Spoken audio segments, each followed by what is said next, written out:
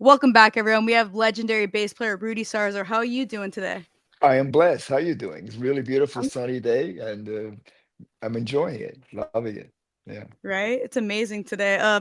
Let's get into this. You're a bass player that's known for their tone, and you've achieved an amazing tone over the '80s. How have you upgraded your gear, and how did you get your tone over the years? That is a great question to start with because I'm in the middle of it right now. Mhm. Uh, I'm not. It's not like some people coin the term tone chasing, and it's not.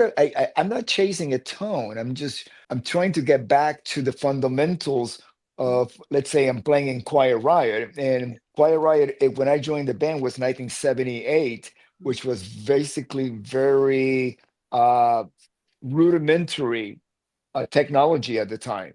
Yeah. We had amplifiers, we had strings, we have basses, we had curly chords. You remember those curly chords like Brian May uses, stuff like that. Now we got wirelesses. I mean, when I started playing with Ozzy, that's the first time I ever used wireless system.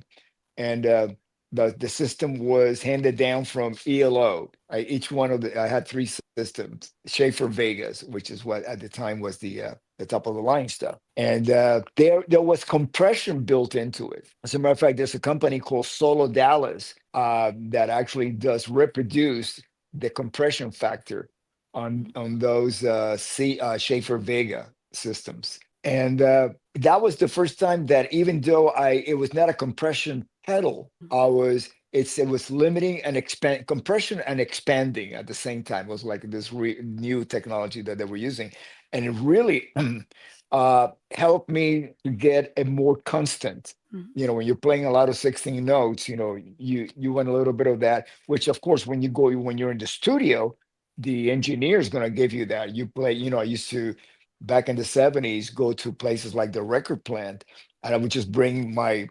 67 bass, 1967 Fender Jazz that I bought in 1967.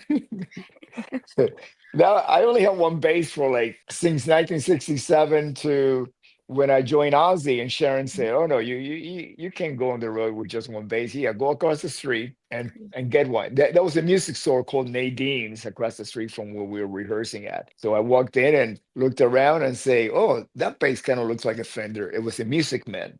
Mhm. Stingray, black pickguard and body, and a maple neck, two pickups, humbucker pickups, and Oh, made actually by Bill Bartolini. And that's another story that Bartolini made those high A pickups that went yeah.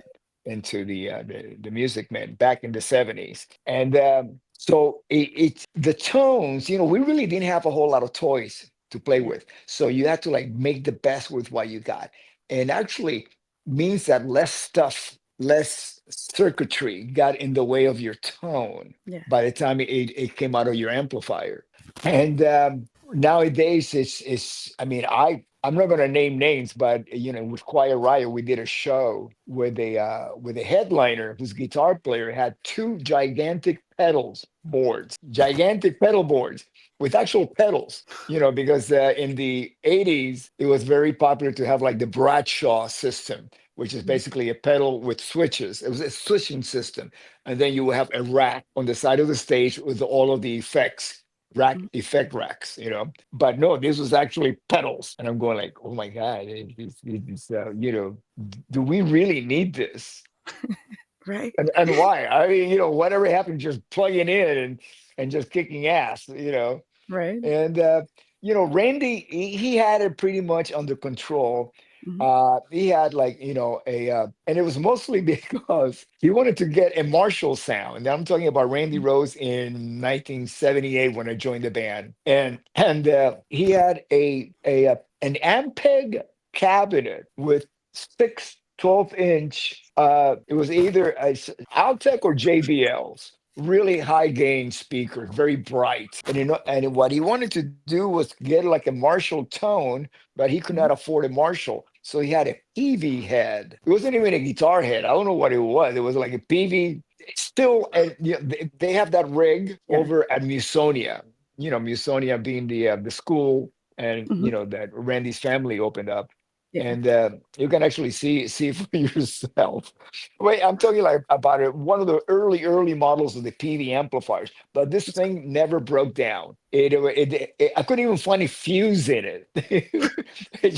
It worked, and it was loud. And Randy, in order to get distortion, he would use an MXR distortion, a little pedal, mhm. and then he had the wah wah, which he usually used to get that mid-range boost and just leave the pedal at a certain frequency just to cut right through, for the rhythms. Yeah. And he had an Echoplex, which interestingly enough, the analog circuitry of the Echoplex will really warm up the sound. I'm talking about the old tape Mhm, Echoplex, mhm, you know. And yeah, this is all, that was like, the latest technology back then in the 70s, and he might have had a flanger at the time. And then later on, we were playing with Ozzy because he was moving the gear every day all over, from touring. They mhm. put a lot of those component, the pedals, built it into a board, an actual board. But it wasn't because, and the board was big because you have to, like, put these pedals next to each other, but it wasn't like a really massive combination. It was more like a switching, like, to bypass, because in those days I don't believe that most pedals had buffers like they do nowadays. Most high quality pedals, we have a line input and then out, Yeah. buffered so there's consistency on the output from in and out of the pedal into the amplifier. But I don't think back in the 70s we had that implemented into building the pedals. And then for me as a bass player, we really didn't have that many choices for bass pedals. Yeah. So what I'm trying to get at is that I'm trying to, like, really simplify my tone structure, going from my fingers to the pickups. I use Bartolini's. I've been using Bartolini since I joined Ozzy, Yeah. and as a matter of fact, my first signature model with Washburn had Bartolini pickups, Oh and shit. I just fell in love with the way that the pickups sound, the response and everything that my ears. I have very old ears, meaning that I started playing in the '60s. Mhm. And when I say old, not because of age, but old because of accumulating bass tones. Yeah. uh, and by accumulating, I mean program. Like if you listen, for example, for me to turn the radio on, there's Motown, there's James Mhm, Jemerson. Oh, there's the tone. There's Paul McCartney. There's the tone. mhm. Carol Kay. There's a tone. It was like every time you heard a song, there was a signature tone that went with it. That Yeah. really complemented the singer. That's one thing that a lot of bass players miss. Mhm. You I are the foundation where a singer sings from. If you're and it could go either way.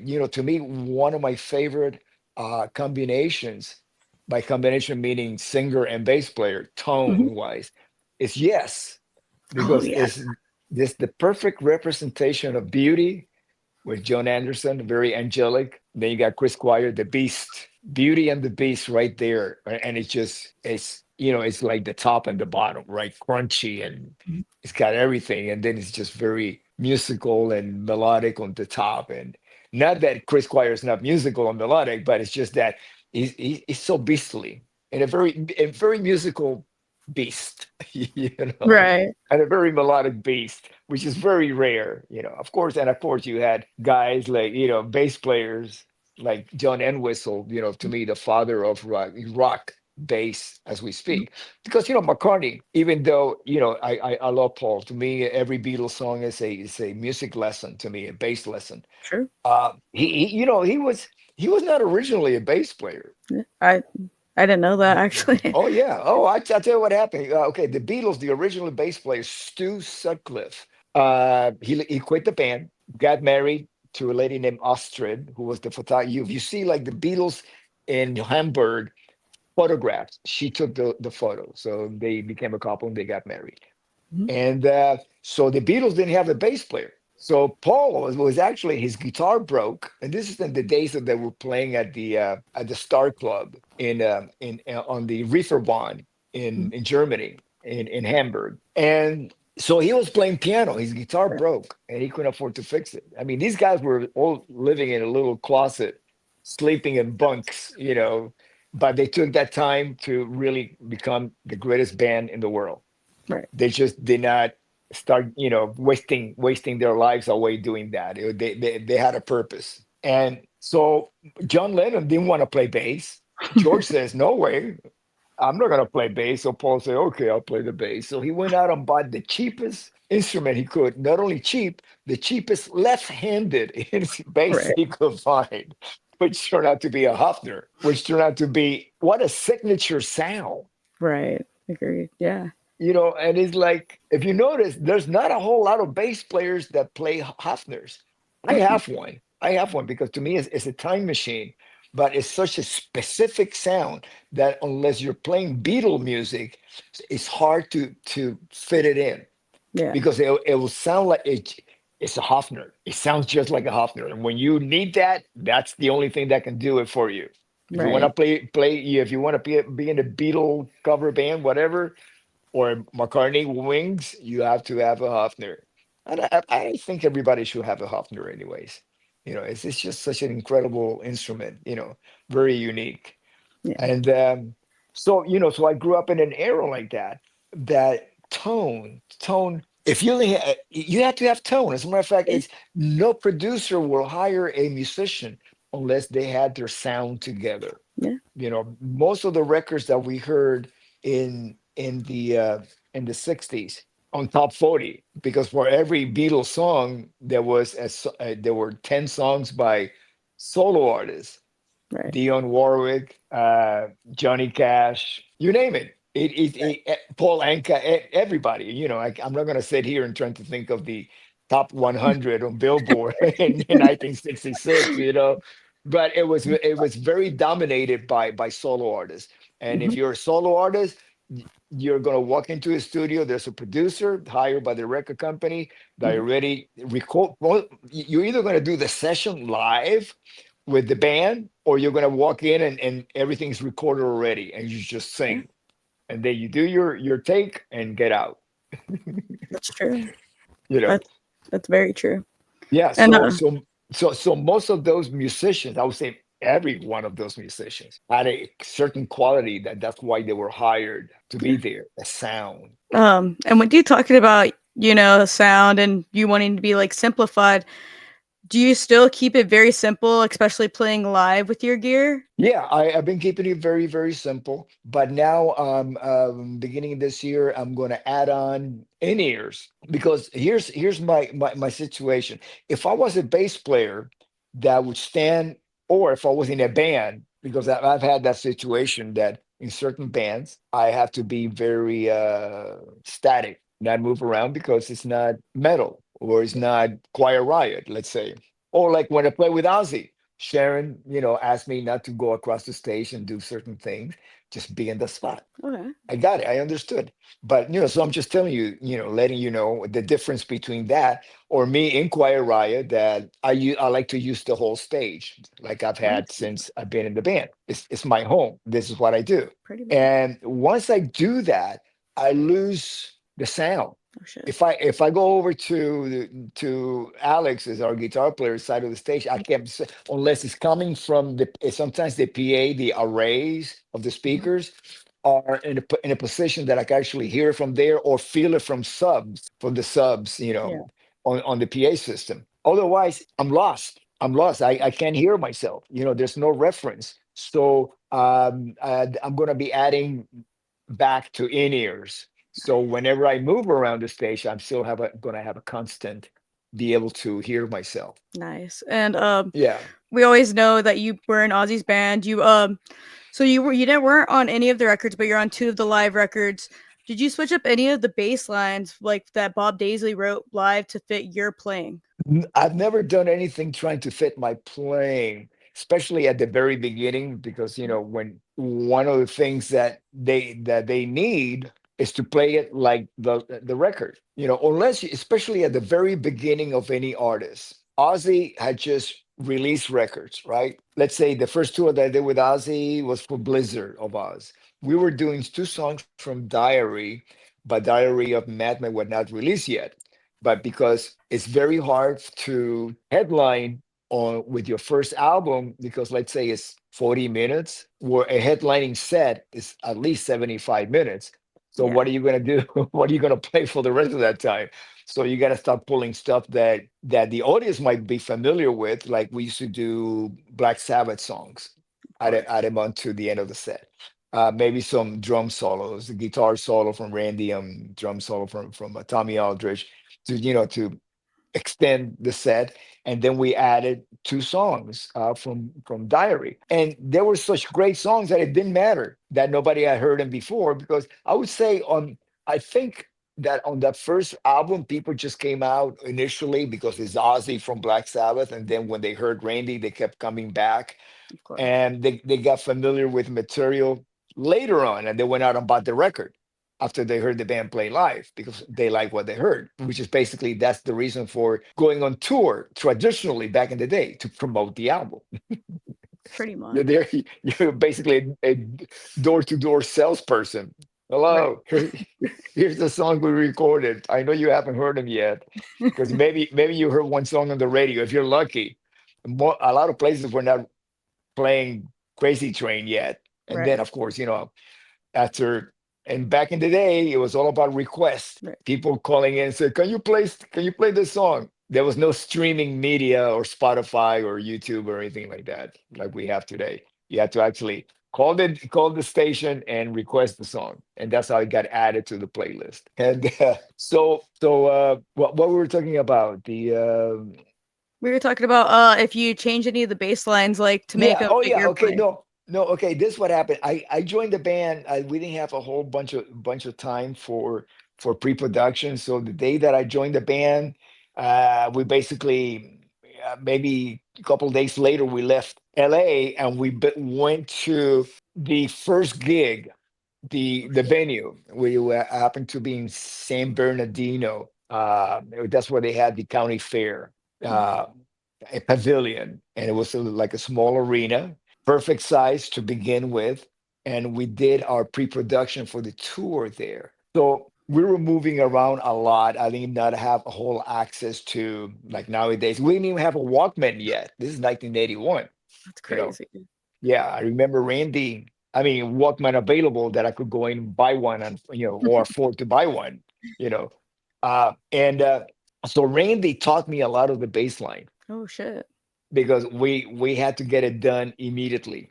I mean, he would play me the song. Okay, listen to it. Okay, here's how it goes. Okay, then I had to retain it, and so it wasn't until later that I got my own Walkman and my own cassette that I actually got to hear, oh, that's the way it was recorded. Okay. Which is, by then I was a little bit comfortable with what I was playing, but I knew that I needed to be closer to the actual recording. So what happens is, by the time that the tribute album came out, I was actually incorporating that. I was Okay. incorporating what Randy taught me, and then what became natural, because even if I play it note per note like it was on the record, you got to play with the drummer. Of course. Of We had course. a different drummer. We had Tommy Aldridge. And when you have Tommy Aldridge in the band, you get Tommy Aldridge.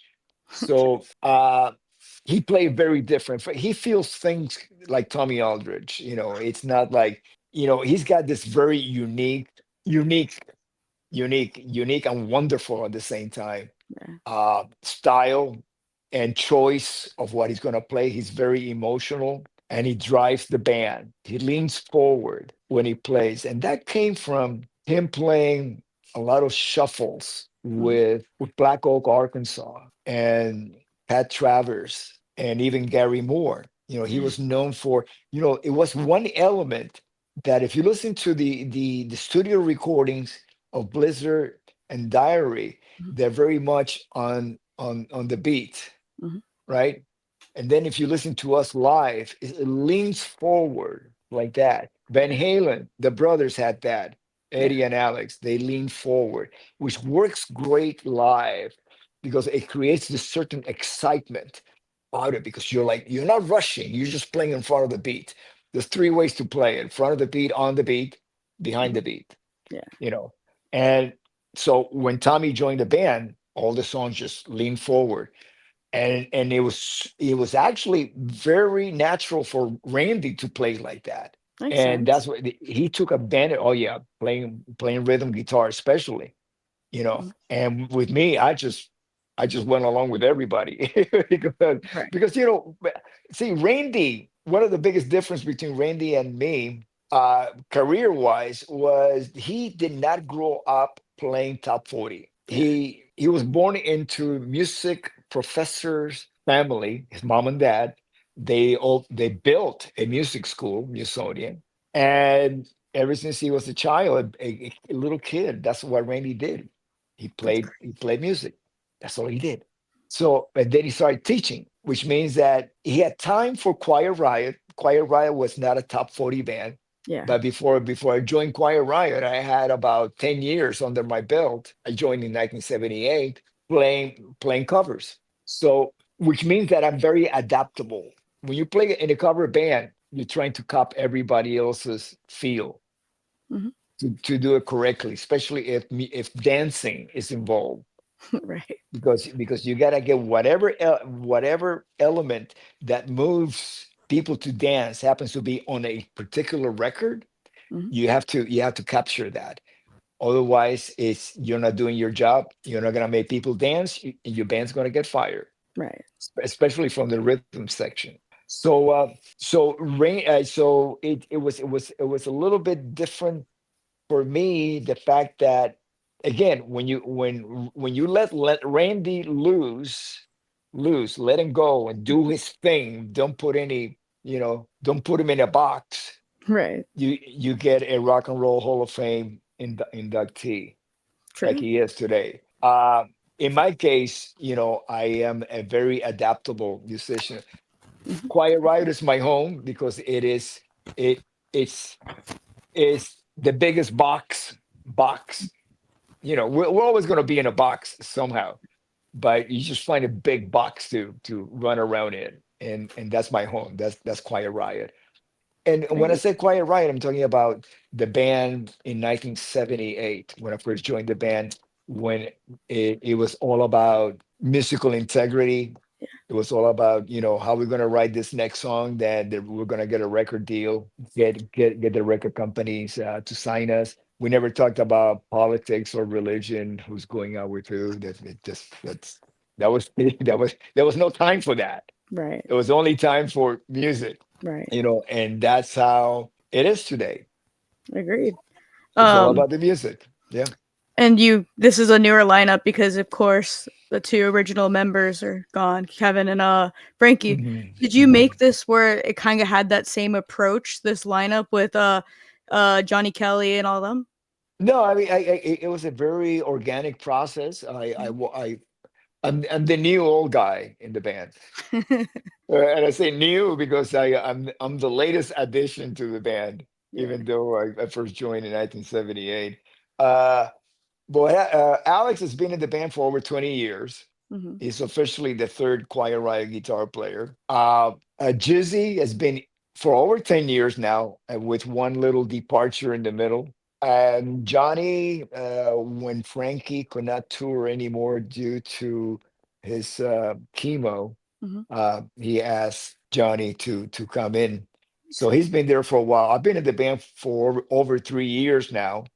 So Johnny, I would think he was there maybe 1.5 years before me. So he's almost 5 years, if not 5 years in the band. So I'm the new guy, And after what happened was I had been playing in Quiet Riot for about 20 years, and I have Yeah. been doing all these different things in between, such as playing with Dio and Evan Waldstein and the Guess Who and Blue Oyster Cult, Mhm. and it was a matter of finding myself again. I went on this, like, I gotta get myself back, which we were just talking about this, back to where it was, because Yeah.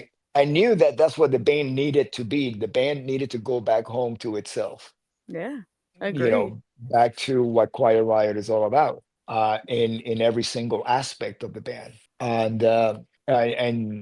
tonality, sound is such an important factor.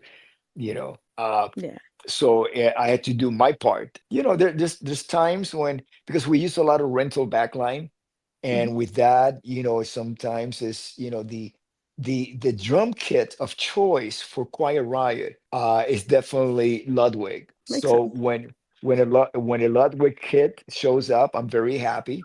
because sonically, being there from since 1978, I mean, then my reference to Ludwig will be Frankie, the Metal Health version of the band. And that's Right. what we're playing. We're playing one song that was actually re-recorded for Metal Health, which is Live Mhm. Like Cadillac. That was from the Randy Rhoads era of Quiet Mhm. Riot. One song. Everything else is brand new. Yeah. Brand new, meaning that was not part of the playlist of the Randy Rhoads version of Quiet Riot. So that sound is definitely Ludwig. Yeah. But Johnny loves Gretsch drum kits, and he makes them sound big like they should. They make them sound Yeah. correct for Quiet Riot. And so yeah, so I mean, we look at on all of those certain sonic aspects of it. When I was playing in Quiet Riot in 1978, I had an acoustic rig, acoustic amplifiers, and of Oh shit. course, we were playing smaller places like the Starwood or the Whiskey.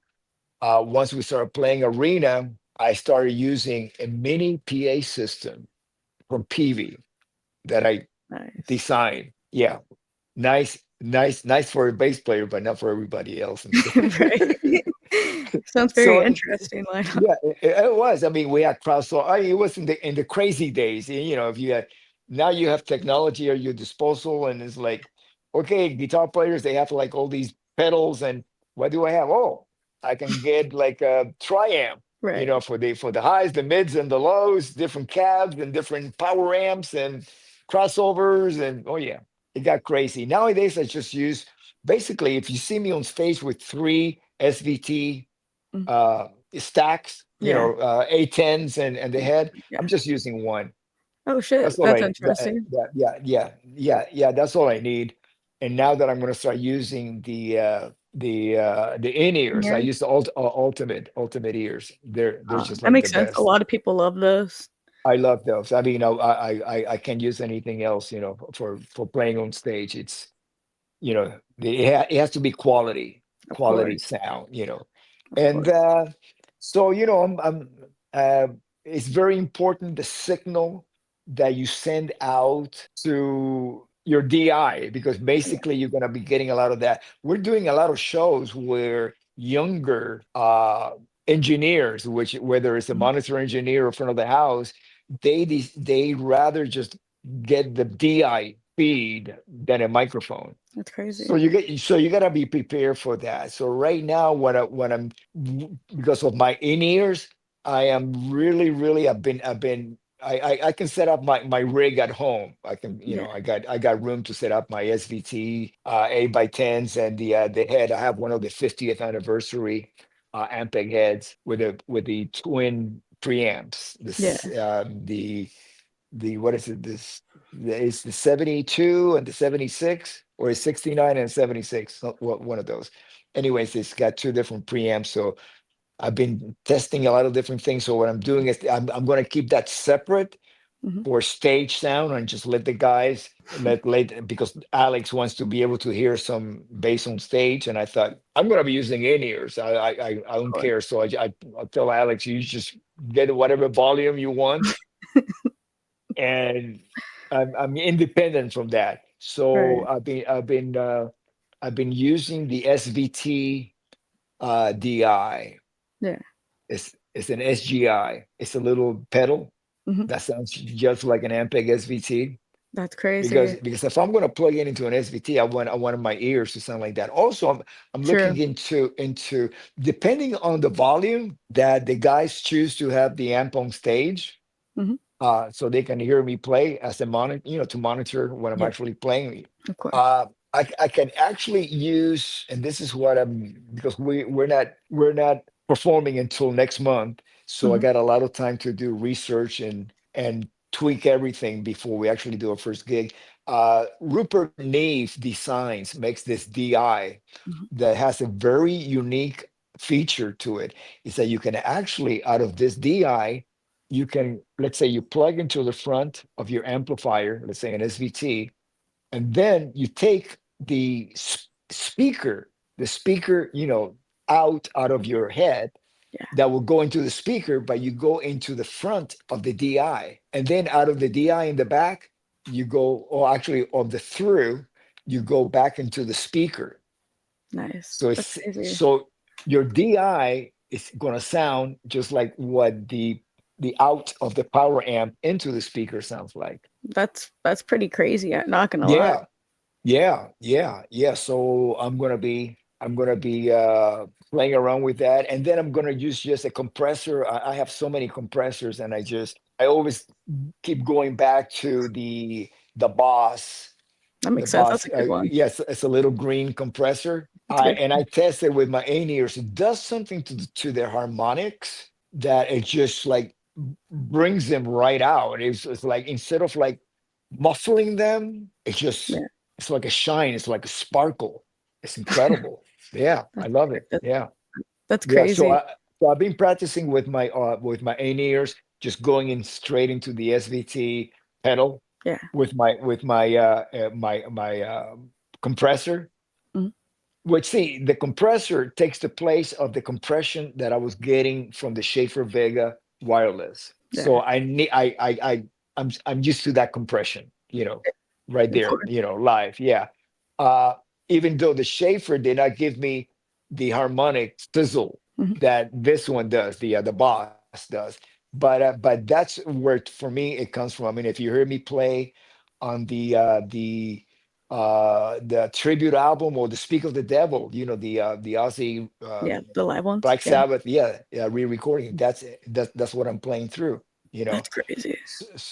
I used those Schaefer Vegas for a while. I used those with Quiet Riot Live because Mhm.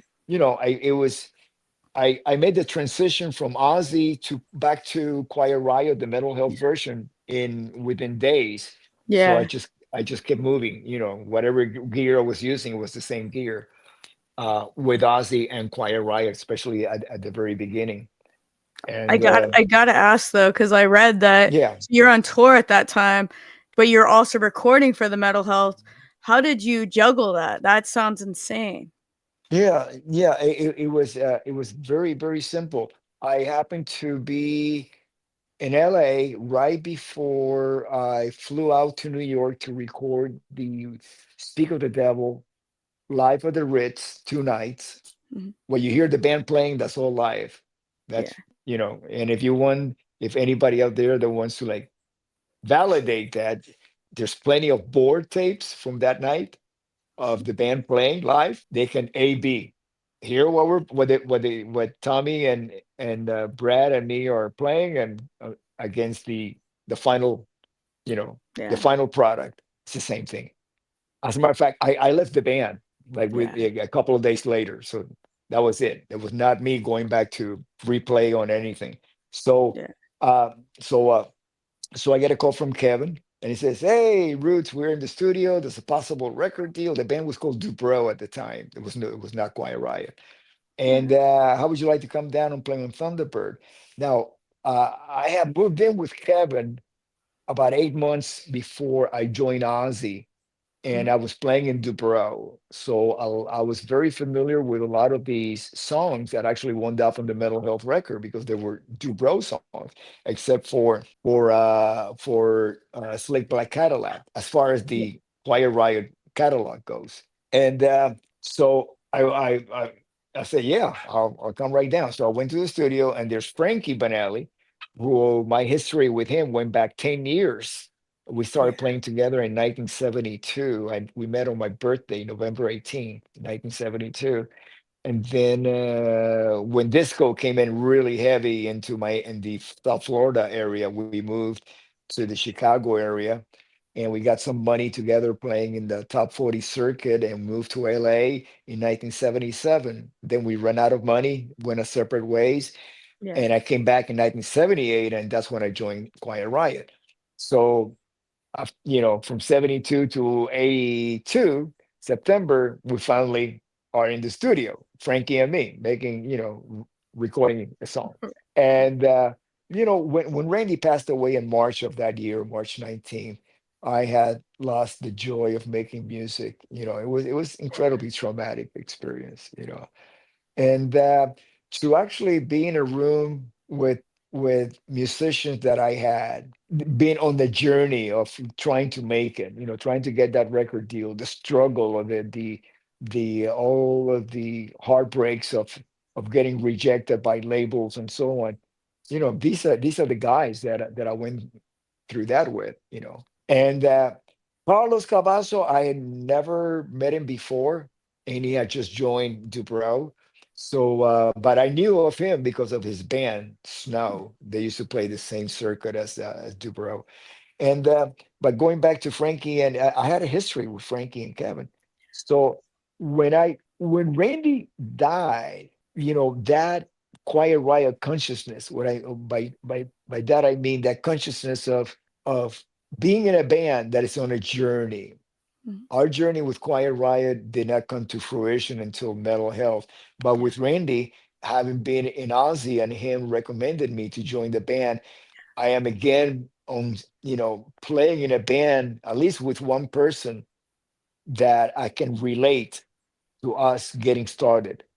Of course, Randy already had recorded those two classic albums Mhm. and composed them and so on. So he was way ahead of me. But at least we were on a similar journey compared to me and Ozzy, who have been successful for 16 years before I Yeah. joined his band, Mm. and Tommy Aldrich, the same thing. Him with Black Oak, Arkansas. So it was like I needed to do that. I needed to go back Yeah. to like square one and say, okay, we're gonna build this from the ground up. True. We're gonna make a record. We're gonna take it on the road and do what we sign up for. True. This is what this is, living the dream. Right. And so so I recorded Thunderbird in a couple of takes, and then when the producer says, "Hey, do you remember Slick Black Cadillac?" and say, "Yeah, just give me a couple of passes," and it's been a while since I played that song, so we did it, and then two more, "Love's the Bitch" and "Let's Get Crazy." Those Oh were yeah. Dubrow songs, and so I finished the session, and then I go to New York, and it just the thought of like the joy of being in a room making music, with my with the guys that I grew up playing with, Yeah. Kevin and Frankie. It just kept lingering because still there was an air of doom and gloom. Yeah. Yeah. Well, about Randy's passing, it was something that Oh, we could not get away from. of course. It was horrible. I mean, if Ozzy could have left Ozzy, he would have, because but he couldn't. Wherever he Yeah. goes, True. Yeah. Of he's got that legacy. course. And which is wonderful because Randy being part of that legacy. I mean, I was so thrilled when I heard him thank Randy on the Rock and Roll Hall of Fame induction. You Makes know sense. that that Got made to. that was so wonderful to hear and watch that. Yeah. So I finished recording the Speak of the Devil, Yeah. and then I went home and to LA, and I made the toughest phone call I've ever made in my life, which is to leave Ozzy, one of the biggest bands in the world, and they took Right. great care of me. They were wonderful to me. They really were, Ozzy and Sharon. At And least like I was gonna say, at least like after that you got to like because Quiet Riot kind of blew up after that, and you guys made some of the biggest music videos. yeah, but it was not premeditated. I mean, you can see that at the end of the tunnel. All Yeah, I knew, my decision was based on getting the joy of making music back that makes again in my sense life. completely. And being in a band with people that we were going to be sharing the same journey. Of course. That I needed to do that. And that's what upon my return, officially the band got renamed Quiet Riot. Mhm. The album was dedicated to the memory of Randy Rhoads. That record was such. I mean, and the reason why I went in the first place to record Thunderbird was as a tribute to Randy's memory. So Yeah, yeah, that record, that whole record was, it really existed in the spirit of our fallen brother, yeah. band brother. Randy Rhoads, Yeah, So that's what it means to me. It could have just sold one copy and still it would have held the same satisfaction of being able to do that. agree. It's one of the best records too. And do you like talking about the music videos? Do you have any of the stuff? Did you keep like those basses, or do you have any of like the original mask, or did you keep anything from the 80s like that? No, because 40 years ago, I was concentrating on other things, Yeah, and I never thought about you asking me that question 40 years later. because because because when you're doing it at that time, you figure nobody's going to care about this 40 years from now because nobody had before. And I'll tell you why. Okay, if you think of the 80s, mhm. okay, let's go back 40 years. 40s, in the 1980s. Who care about the bands who were around in 1940, 41, 42, 43, 45? Nobody Yeah, did. It's rock and roll. It's a whole different animal, and we had no idea how long it was going to last or whatever. And it seems to become timeless, and it's more new generations are embracing it. They're doing their own thing as they should, but I, it's gonna, it's people say, well, what about artificial intelligence? I think it's the best thing that could ever happen, and I'll tell you why. Finally, this new generation is being mhm. challenged. It's being True. challenged to be great. When I was a kid, every band that I would go to the record store, oh, there's this new band came out. They're called Led Zeppelin. You go, holy shit, what is this? Everything about it, the bass playing, the drumming, the singing, the guitar playing. It's like, I Right. I gotta find guys. I gotta be this good. Yeah, I'm gonna spend 6 more hours in my bedroom practicing and learning what they're doing. You know, Right. I mean, of course, I never got to be as good as that, but it's still, I had a motivation. Yeah, This new generation needs to have their ass kicked in order to actually reach their full potential, I agree. and I'm really impressed by how quickly AI is catching up with greatness. It's insane. It's mind blowing to be honest with you. It is mind blowing. And I grew up in a generation that you either accept the challenge Yeah. or move to the side because you're going to be run over, True. right? True.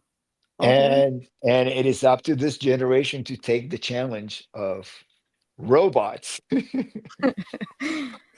or technology, Right. basically, to Yeah. really, I think humanity has been working or operating at a very low percentage of their potential. Even Yeah. our brains, scientists say, oh yeah, we only use like 10% of our brain or whatever. You mean there's 90 more percent that I can actually tap into and put to work and do things with? Right. Why are we so lazy? We've become so Agreed. lazy. We become Agreed. so lazy. Yeah, Agreed. With yeah. this newer generation, do you have any favorite bands that are playing at right now? Uh, yeah. I really like Rival Sons. Oh, they're They good. remind me. They remind me of the reason why I started playing music. They could have come. They could have come from a time machine from the 70s. And just like, don't tell anybody we're really from the 70s in a time machine or a hot tub time machine. And because yeah, it reminds me their consciousness really reminds me of what I grew up with, Right. and the musical integrity attached to it. They are the real deal to me. Yeah, That makes sense. yeah. And you've played with a lot of talented musicians. Is there any musicians you would love to work with that you haven't worked with already? A lot of them are not with us any Ah, longer. So you that know, yeah. but then again, I mean, I've been a fan longer than I've been a professional musician, and I I I I've been in situations where I've been, with my heroes, and it's a learning process. I was in too much awe of being with them in the same, recording or doing something with Yeah. them for me to really get the best out of me because I was just enjoying that fanboy moment. Right. And I learned from it. I mean, and it's so okay, so I have that experience, and then later on, I became buddies with Keith Emerson. I'm a Dang, huge that's crazy. ELP Keith Emerson fan, and I never told him. I never told him how much of a fan I was Makes sense because I though. knew I knew it would spoil our relationship. Hey, that's true though. That's true Yeah, all the way. yeah. Um, But then I was not able to like feed my fanboy side of me with the joy of telling somebody at least thank you yeah. for being so badass. I feel you on that. And you've played with a lot of different musicians over the years, and you're one that's actually stayed consistent in the industry this whole entire time. How have you learned to maintain creative relationships with creative people? uh, by the grace of God, actually, it's like, yeah, I mean, the best thing that I've ever done in my whole career is to let go. Let go. By let go, I mean, don't worry, put everything in God's hands, but be ready. Yeah, You gotta be ready. When yeah, in the old days was a phone call, nowadays it could be a text, a tweet, anything. So if somebody wants to find you, they'll find you. And you just never know. You just never know. It's I mean, for me to actually say I've been doing this professionally since 1981, that's 44 years this year. And it started crazy. in April of 81, so it's going to be 44 years in a few months. Uh, yeah, it's nuts. And I got to tell you, I'm not done yet.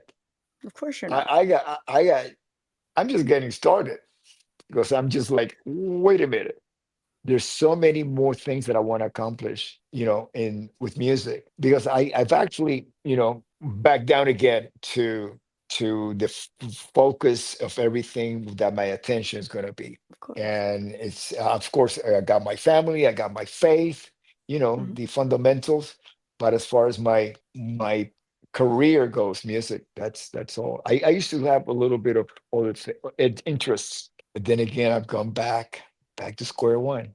Be the best musician and working more on my songwriting and more creativity and more quality and fidelity in everything that I do, Yeah. sound wise and just yeah. And something I have to ask you, you're from watching you from over the years, watching your music videos, it's something I always watched growing up. You're one of the only bass players I've actually seen you do this crazy trick, with your bass, and you also are one of the ones that started the whole doing the over the fingerboard. How often do you see that? And do you feel like a lot of people they took that from you and added it to their playing? Well, I don't because I know exactly where how it started. Different people are going to have probably different motivations why they do things. Well, with me, it started because I was playing a lot of bars, clubs, 6 sets a night, Crazy. 45 minutes on, 15 off, top 40. Mhm. And I got bored doing that every night. I mean, it's like, okay, there's not a whole lot of jamming going on. The club owner would not want to hear a jam. They want to, if they cannot identify the song, they'll come to you and say, get that song out of your set list, get something that gets the people dancing. That's all they care about. Keep them dancing, keep them drinking. That's how they makes the money, you know. That is true. And yeah, and after a while playing some disco song, which has some great bass lines. But if you play those great bass lines about 100 times in a week, you kind of like, okay, where do I go from here? So so to keep myself awake, because a lot the Florida circuit, bars didn't close; they just stayed open.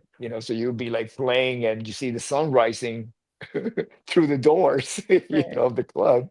You go like, oh God, I got one more set to go. Okay, keep myself awake. So I did a lot of that stuff just to like, wake myself up. It's kind of like a slap on the face. Wake up, wake up, wake up. You know. So I did a lot of that just to challenge myself to perform. And the trick was make it sound great. Don't make any mistakes. Right. You know. So that was my motivation for doing that. And then it became second nature. Then it Sure. just became like, I mean, there's certain things that I do on stage with Quiet Riot that I never do with any other band because it doesn't fit. See, there was a certain essence of fun. We never took Right. ourselves seriously in Quiet Riot. It was always about fun and just fun. Right. And that all the bands don't have. They have like a certain message to put across. Our message was fun. Yeah. And then looking at your whole career, is there any advice you would give your younger self? uh my younger self, it's really interesting. That's a great question because I'm just reflecting on the moment. Mm, And I don't think it was definitely not advice. It was basically a leap of faith. A leap of faith that one morning I had just finished reading the Bible, both the Old and the New Testament, and I was sleeping on Kevin Dubrows' floor of his spare bedroom in his apartment in the valley, Sherman Oaks, Riverside, and Coldwater Canyon, if anybody's interested of going by. And I made peace with God, that if I ever made it as a musician, I will be forever grateful. But if I never made it as a musician, that's okay, mm, because my relationship with God was more important, is more important than sure. anything else. I'm just going back to that moment, Mm, and I just let go, that's you know, crazy. I just let go. And within a few days, I got the phone call to audition for Ozzy. That's But one thing crazy. is to let go and be in total peace, no fear, no sadness, or it was like I not only optimistic but Mhm. faithful that it was going to be okay no matter what happened. And that wasn't really, I could not go back and tell myself to feel like that. Myself will have to naturally go through that process. That's a crazy process, not gonna lie. That's Yeah. wild. And then I have to ask you, one of my last questions will be, what for you, what's your Mount Rushmore of bass players since you're a bass player? Oh, there's only four so far in Mount Rushmore. I can't name you four. I mean, I can only name you by chronology, as they were influences to me. I Of would course. say I would say Paul McCartney. I would say James Jamerson. I would say John Entwistle, and I would say Tim Bogart. Yeah. But there's more after that, because that's only like a small slice of my influences. I mean, Jack Bruce and everybody. Every band had great bass players, especially the ones that were really a band, not like a band that was put together in the studio and you had studio musicians and the people that you see playing live are not the same ones that actually make the record, because it was like a production deal. We're talking about, the Led Zeppelins and Cream and Hendrix and everybody, Vanilla Fudge. I mean, those bands that were really bands, they all had badass musicians, Hmm. singers. You couldn't suck back Right. then, That's true. because the gatekeepers, the A&R people, the artist relation, the record label, they would not allow it. Mm, Producers would not allow it for you to suck, to make a sucky record, because that would be a right. reflection on the label and a reflection on the producer and True. everybody else connected with it. So you were True. not allowed to suck, and only the great ones would make it. But boy, those great ones really kicked our butts, because we knew that it wasn't going to happen until we put in the time and the Right. effort. And and it's like, okay, I know that I'm not as talented naturally as these people are, but I'm going to try my best. And it all comes down to becoming yourself. Don't Yeah. try to really, you know reach for the greatness that somebody else has, but don't not necessarily reach for how they do it, Yes. sound like them. Right. No, just reach for that level of greatness and dedication and integrity in your music that the great ones have. But be yourself. Of course. And then for someone listening to your catalog for the first time, what four songs would you suggest them to listen to? Oh, uh, wow, that's a really great question, because it varies. I mean, Mhm. lately I've been really listening a lot to Slip of the Tongue, which is a Mhm. record that I did not listen for a while. Also, Speak of the Devil. Ooh, yeah. There's that's a record that I not really listened for a while. So there's any one of those songs from those records, that will be two. Metal Health, and Tribute. Of course, those are all great ones. Tribute. Yeah.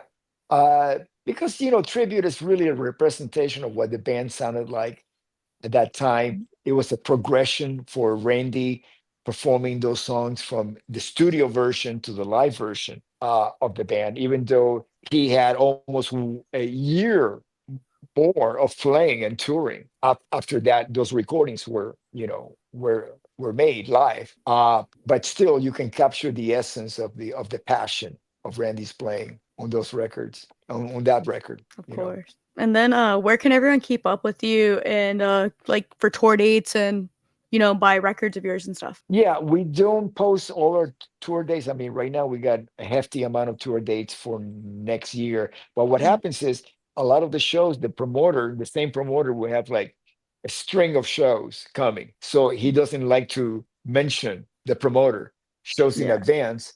So people would actually buy as the show happens, buy tickets for the shows in let's say March, buy tickets for the shows in later on yeah, in April, and so on. So we don't, there's certain time frames that we're allowed to actually, make public certain dates. that's crazy. Because what happens is it's not like a tour. Yeah. Like if a let's say any band, Foo Fighters, okay, we're going on tour. Here's the Mhm. tour dates, right? No, Right. we do weekends. We're gonna be Yeah, here. We're gonna be there. Different promoters. So basically, when you go on a major tour like that nowadays, it's with like Live Nation, of course, of and course. they want to sell all. They have seats in stadiums and arenas that they must fill. So the Hmm. more in advance they are sold, the better, because it's the same Right, promoter. Where right, in our case, we do a lot of casinos, that different promoters, of course. internal promoters. They are people that work at the casino booking bands. And sometimes there's casinos that there'll be like in a state, there'll be like four casinos. It's in one promoter, and they book you in that. You'll be playing those four casinos in a row, Of basically. course, Then you got the state fairs. That's a whole different set of promoters. of course. And state fairs are open, let's say 2 weeks, Hmm. every single day. So you can actually play on a Monday and a Tuesday, because Yeah, a fair is open Monday and Tuesday.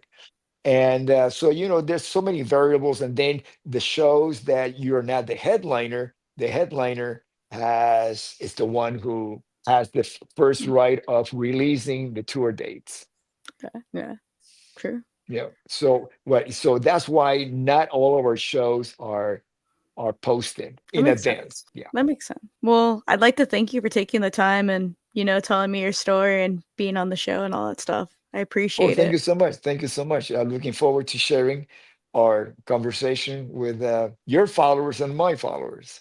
Definitely. Well, I'm gonna end the interview